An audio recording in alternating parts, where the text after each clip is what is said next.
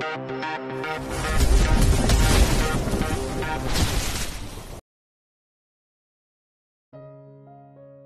terakhir. Bab 211. Duda terpikat cinta sekretaris.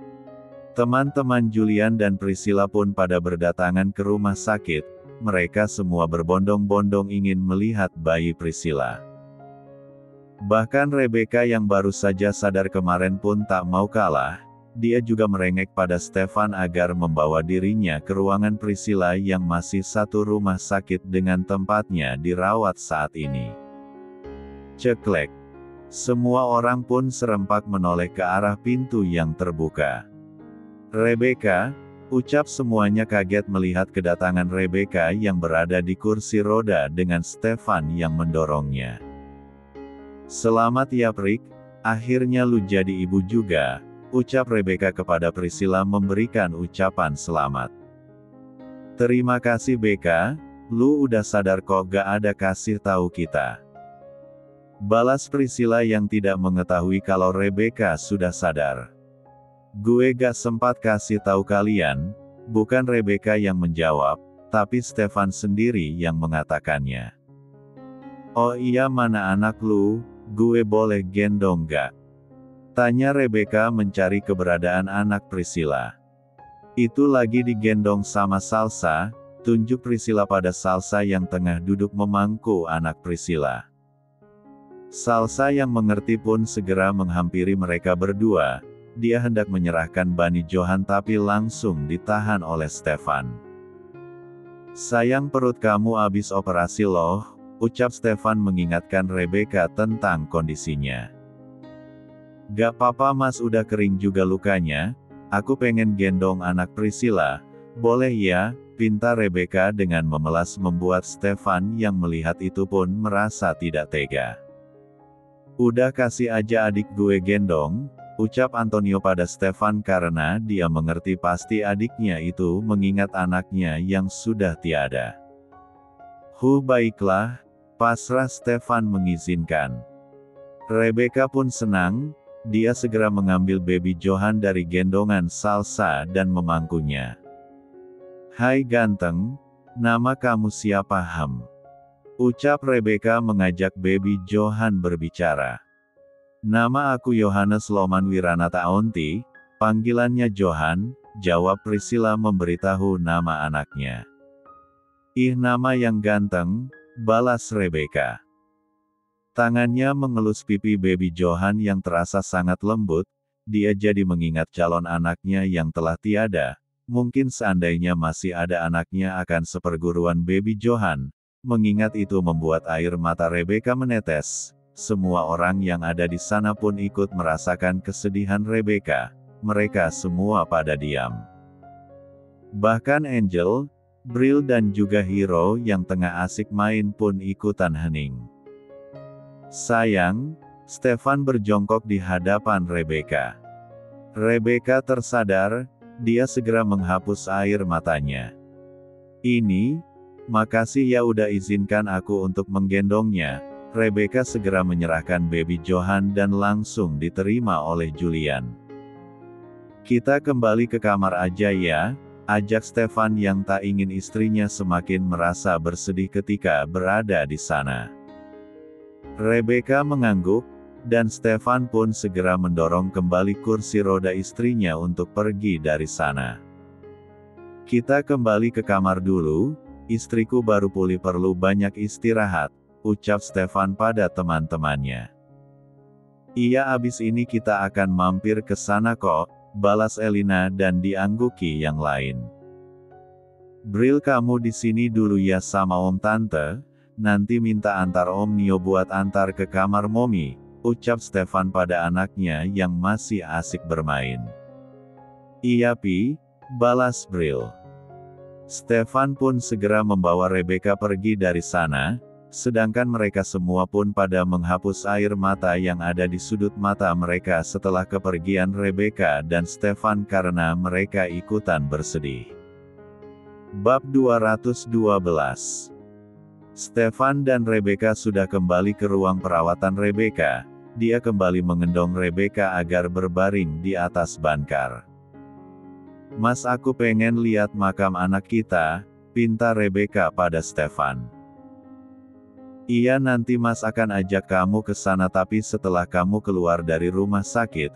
Untuk sekarang kamu harus banyak istirahat dulu biar cepat sembuh," balas Stefan lembut sambil mengelus kepala Rebecca. "Tidur lagi Gi, nanti kalau Bril kesini aku langsung menidurkan dia," lanjut Stefan menyuruh Rebecca agar istirahat. "Nanti kalau ada mereka gimana?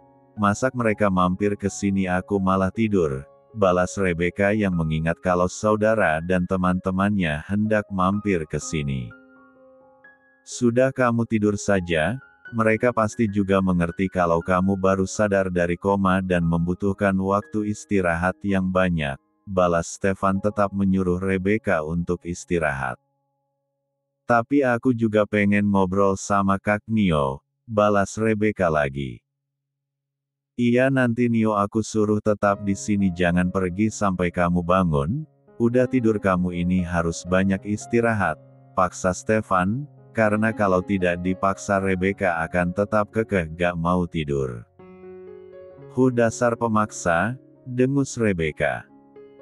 "Demi kebaikan kamu," balas Stefan menaikkan selimut sampai ke leher Rebecca. "Li, gerah tahu." Rebecca kembali menurunkan selimut yang dia pakai sampai perut. "Ya udah sana tidur," balas Stefan membuat Rebecca mau tak mau pun memejamkan matanya.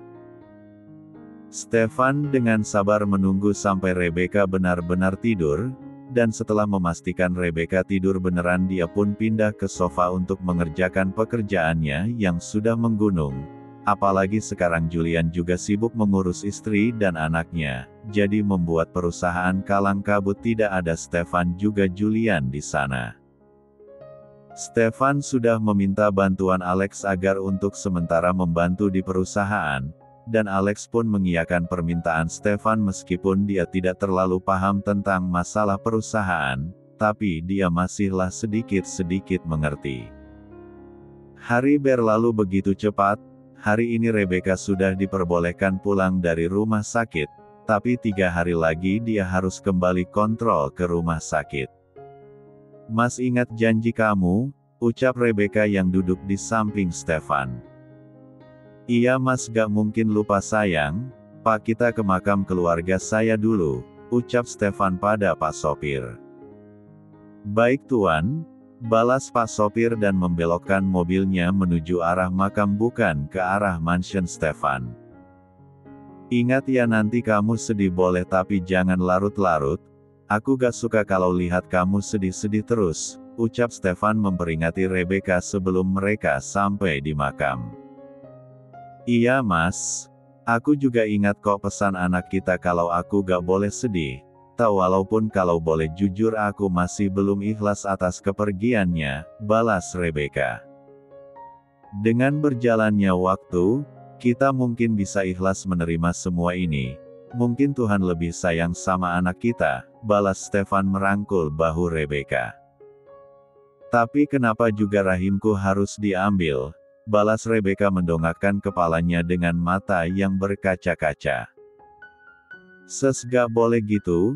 Ini sudah takdir buat kamu, kamu harus ikhlas menerima semua ini. Kalau soal anak nanti kita bisa kok adopsi di panti," balas Stefan yang tak mempermasalahkan kalau mereka tidak akan bisa mempunyai anak lagi. "Apa kamu kecewa sama diriku Mas?" tanya Rebecca. "Tidak. Aku menikah sama kamu bukan karena ingin memiliki anak. Aku menikahimu karena ingin menjadikan teman hidupku hingga tua nanti, dan kalaupun kita diberikan anak itu aku anggap adalah hadiah buat kita," balas Stefan membuat Rebecca terharu dan tidak bisa berkata-kata lagi selain memeluk Stefan dengan erat.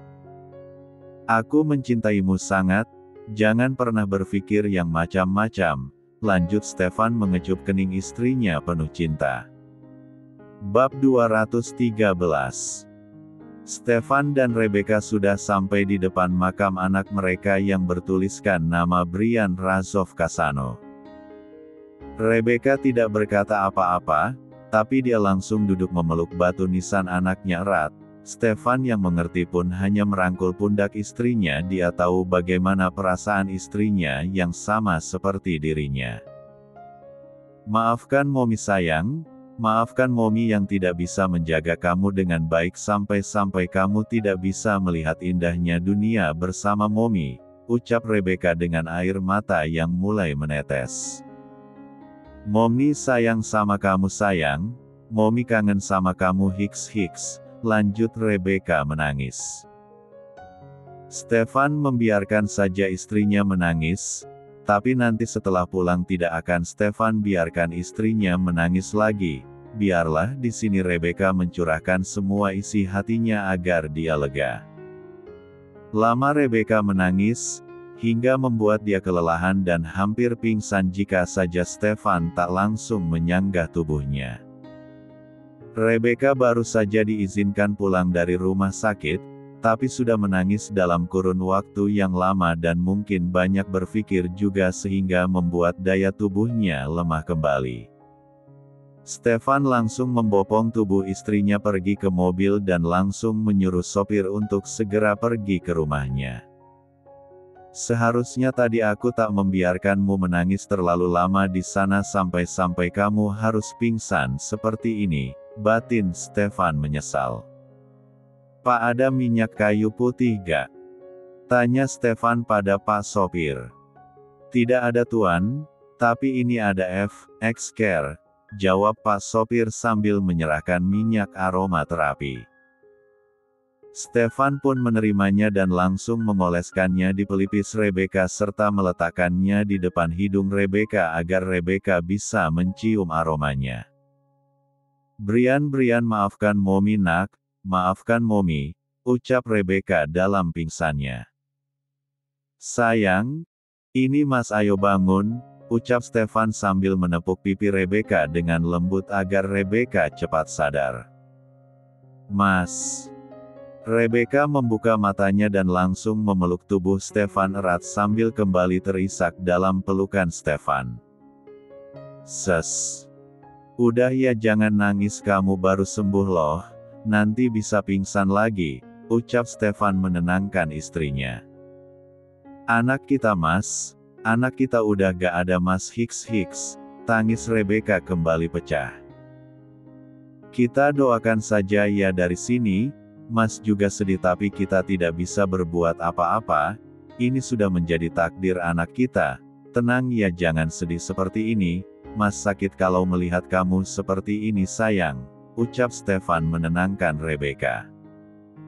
Rebecca diam saja, dia hanya bisa menangis hingga akhirnya mereka sampai di mansion dan sudah ada Bril dan Mama Brigitta yang menunggu mereka di depan mansion.